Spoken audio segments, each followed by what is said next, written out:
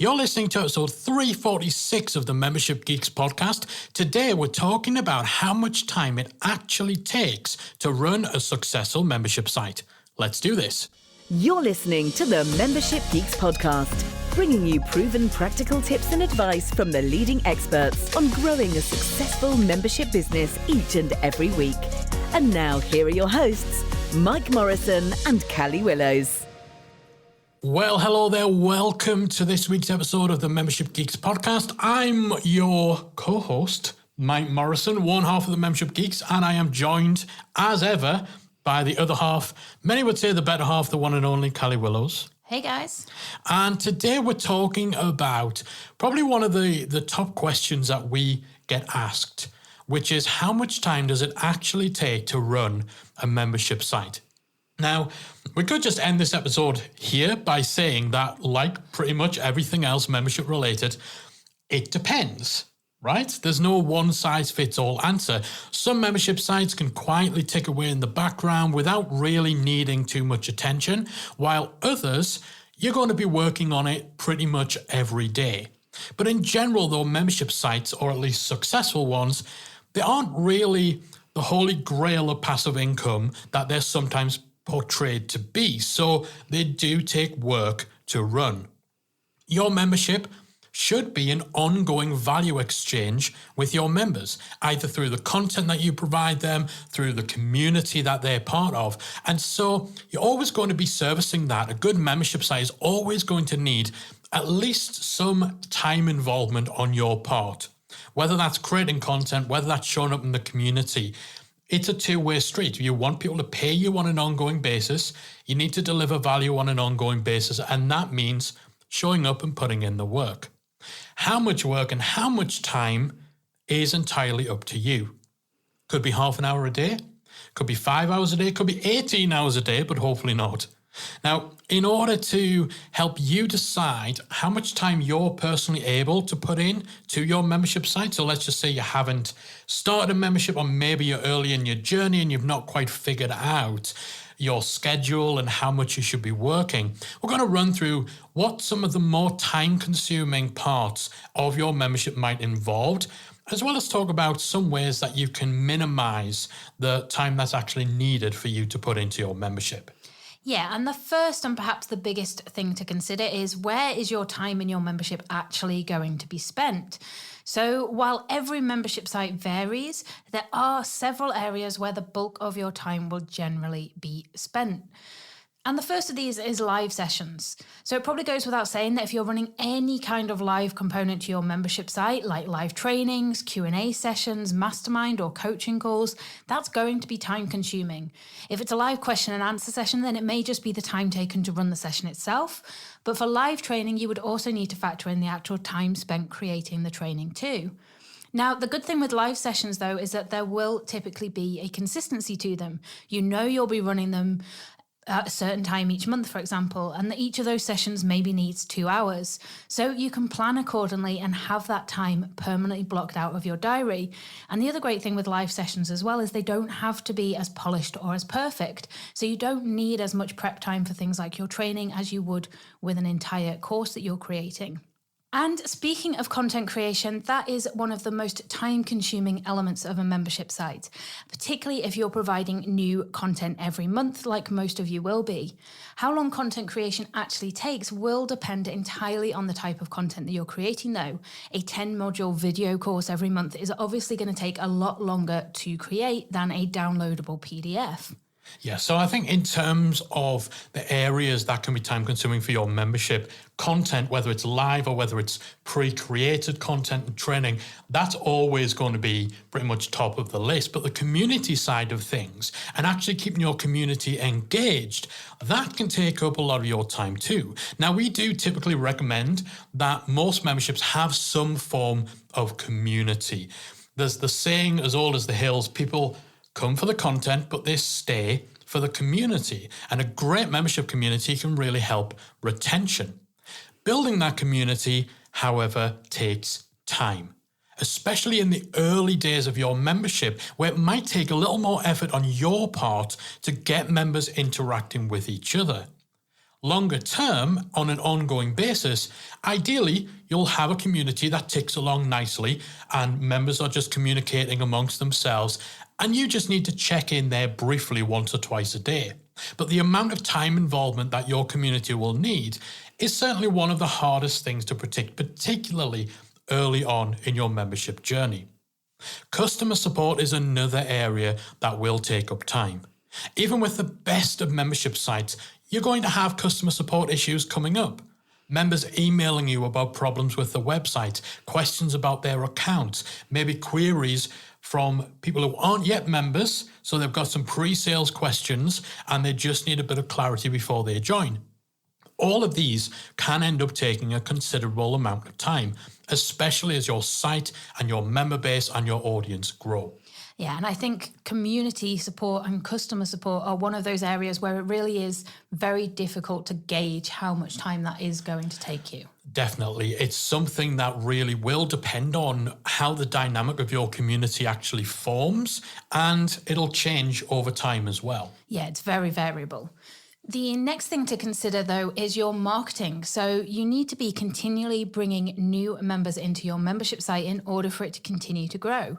And in order to do that, you're going to be spending some time marketing the site, whether that's through blog posts, a podcast, Facebook ads, or something else entirely. Whilst you might think the way around this is to only open your membership site at certain times of the year, bear in mind that whilst that may reduce your ongoing marketing needs, you will still need to be doing some brand awareness on an ongoing basis. You'll still need to be continuously building your list with prospects, and your launch period themselves may require a great deal of time and effort to plan, prep for, and run successfully. So it's not necessarily the time-saving option it may initially appear to close the doors to your membership site. Definitely, there's still work needed whichever enrollment model you use, and whether you are going all singing, all dancing launch promotions, or whether you're doing something like content marketing. Those blogs need writing, those podcasts need recording, that email list needs nurturing, and all of this takes time. So you might be freaking out a bit, particularly if you haven't started your membership, or maybe if you are in the early stages and you're struggling to juggle everything and you're thinking, oh wow, I hadn't even thought about this. I hadn't even thought this might get harder as time goes on. Don't panic. We've got your back, as we always do, right? There are some things you can do to reduce the time impact of running your membership. So the good news is that as a membership owner, you get to decide where you want your time to be spent in your membership, and you can control how much time you want to spend. If you know that you can only commit 1 hour a day to your membership, design your membership model, build your membership strategy in such a way that that hour is all that you need without it being detrimental to your members. So if you know that you do not have the time to deliver a brand new, huge, epic course every single week, and most of us won't, don't create a membership where that is what you're offering. You get to control what your offer is. You get to set the terms. You get to set the rules, particularly when it comes to how much time you're putting into this. You don't want to burn yourself out. It's one thing making sure that you're not running your membership in a way that's detrimental to members, but it's very important that it's not detrimental to you either. Burning yourself out is only going to be a bad thing for your membership in the long run. So we've got some top time-saving tips that will help avoid that happening and help avoid your membership becoming too much of a drain on your time. And the first tip is to hire a team.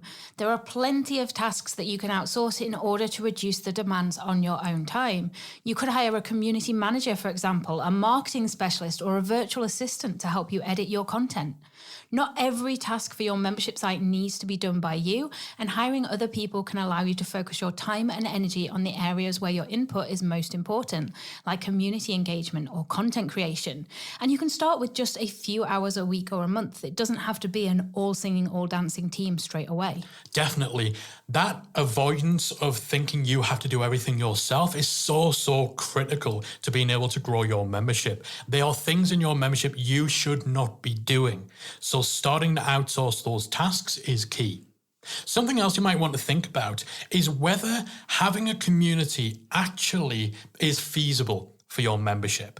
Now, we are big fans of having a big focus on community within your membership site. But if you know that you don't have the time to commit to engaging with that community, to growing that community, then it might be better for you to just forego it altogether. Having no community is better than having one that's as dead as a dodo. However, it doesn't have to be all or nothing. It may be that you simply add a commenting option onto your content in the same way that blog articles have comment sections. That, in and of itself, can foster a little sense of community and engagement amongst your members without the time pressure on you of having a full-blown discussion forum. Similarly, it might be that you simply want to set up a Facebook group for your members where its main role is just to be a community hangout. It's not somewhere they're going to expect your input. It's not necessarily somewhere to ask in-depth questions. It's just somewhere for people to casually hang out and chat with each other. And you maybe go so far as to explicitly point out that you won't be in the community, but it's a good place to connect.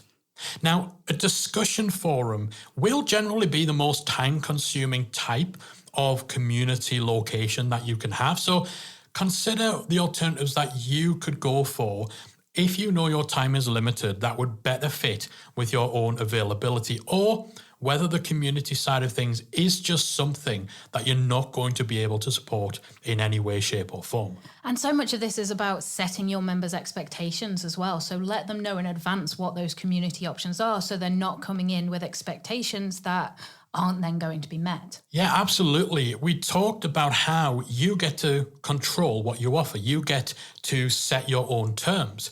As long as you're being clear about what your membership offers, and you're not promising something on your sales page or in your marketing that you don't then deliver, then pretty much anything goes. Sure, there will be people who want a community, but actually, if you're pretty clear and this isn't something you provide, and then those people still join your membership, then they don't have the expectation that they'll find a community inside. Yeah, and a great way to save time on an ongoing basis is to actually batch your content creation. So can you find a way to create several months worth of content in a short space of time and then drip it out to your members rather than being in constant content creation mode? Many well-known entrepreneurs swear by the content batching approach, setting up their camera and creating months worth of video content in just a week. If you then outsource the actual editing of your content or the uploading of the content to your membership too, then content creation can become a much more streamlined and far less time-consuming process. And that's something we do ourselves with the Academy. It's something we do here with the podcast. Right now, this is one of 4 podcast episodes we're going to record back to back. Imagine if we were recording the episode the day before it went out, it would be chaos. Our team, and yes, we have a team, we follow our own advice, we hired a team, our team would hate us because it would be such a rush being on that content creation treadmill. The same goes for everything in Membership Academy too. Batch creating your content so that you can get your head down and focus on creating weeks or months worth of content all in one sitting or all in one week. That can free up your schedule so much and make everything so much more manageable because you're doing the work when you're in the right headspace to do it. You're not having to start from scratch and get yourself in that place every single time. Batch creating content is a great way of saving your time. Something else to think about is the structure of your membership, the features in your membership. We've touched on this a couple of times. You are totally in control of what your membership offers, so you can pick the most suitable strategy, the most suitable structure that fits your personal needs. If you don't have time to create brand new courses every month, then maybe you offer a couple of live sessions a month instead, where you can still deliver the same valuable content, but as Callie mentioned earlier, it doesn't need to be as polished because it's in a live environment. So the time needed to create that content is much shorter. We all fall foul of perfectionism when we're creating courses, creating tutorials, creating downloadable PDFs and other stuff where we make it and then we release it. When you do things live, that perfectionism gets stripped away to a great extent because you don't have the luxury of being able to fuss and tweak and tinker And as a result, you still get to deliver the same great value, the same substance, without burning so much time obsessing over the style of everything. There are some successful membership sites that are built entirely on nothing but live content. They deliver 1 or 2 live trainings a month, and then they give people the archive of the recordings. So really think about what you have the time to provide each month. And as long as you're still able to provide good value to your members, then consider an alternative approach to the usual process of creating lots of content up front, and consider going live. Yeah, and a big way to manage your time is to manage your accessibility, or at least decide on what you want your accessibility to be. In the Membership Academy, for example, we're very accessible to our members. They can ask us questions in the forum, via email, via intercom, and even on our twice monthly Q&A calls.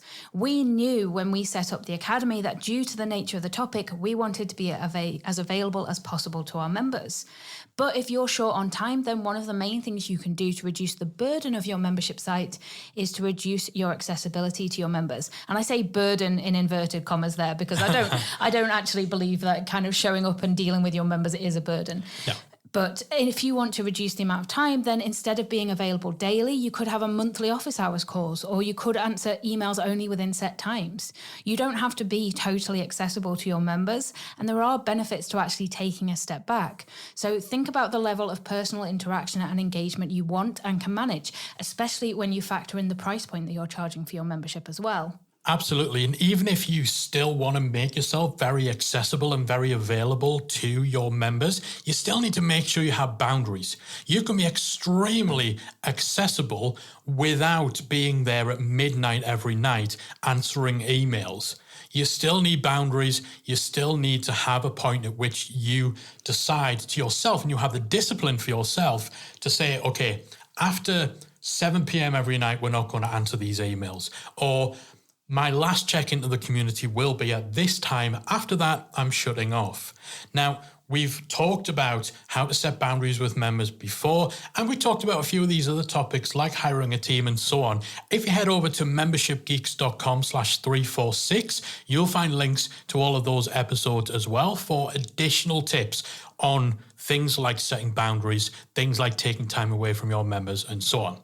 So, with everything that we've covered, everything that you now know about how much time a membership involves and how you can actually be more efficient and more effective with that time, you need to ask yourself, does running a membership site sound manageable to you in terms of the time that it takes? Now, obviously, that's a question for those of you who are considering, or you may be in the process of building your membership, but you've not yet launched it, you've not yet taken that leap. Does this all sound manageable? And if you are running a membership site, but perhaps you're feeling like things are a little bit out of control, does it feel like you can rein things back in and you can regain some of your time using what we've covered? As we've already talked about, it's entirely up to you to decide how much time you want to put in to your membership. Nobody else can decide that for you. You set the rules, you set the term, and you set the time demands that your membership asks of you. Hopefully you're now better equipped to determine if you do have the time to run your membership site, or if you may need to adapt some of your plans or some of the way that you're currently doing things to work with the time that you have available. One last thing to consider when determining the time involvement in your site is your actual goal. What is your goal for the site? If this is a side hustle that you just want to bring in a bit of extra cash each month, then you're going to want to devote less time to it than if it's a membership that you want to grow to replace your main job or income. And you can certainly run your membership in just an hour a day with the right setup if you want to. But if you want to go all out on your features, content, and accessibility, then it can easily turn into a full-time job. The choice is yours. And so much of this, as I said earlier, also comes down to setting your members' expectations of what to expect from your membership as well. Absolutely. But at the same time, you need to set your own expectations. Truth is, if you're only working on your membership for 30 minutes a week, your expectations kind of need to be in line with that.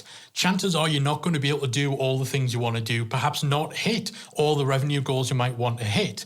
So managing those expectations, being realistic about what you can and can't do, and being smart about the way that you use your time effectively in your membership, using some of the advice we've shared today, that's going to make everything so much clearer and so much easier to manage. So I hope it's given you a little bit of clarity in terms of what you might expect for the time demands of your membership.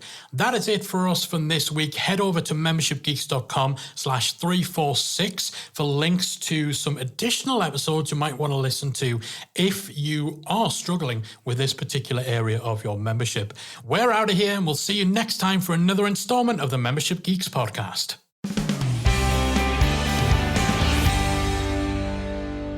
If you enjoyed this week's episode of the Membership Geeks podcast, we invite you to check out membershipacademy.com.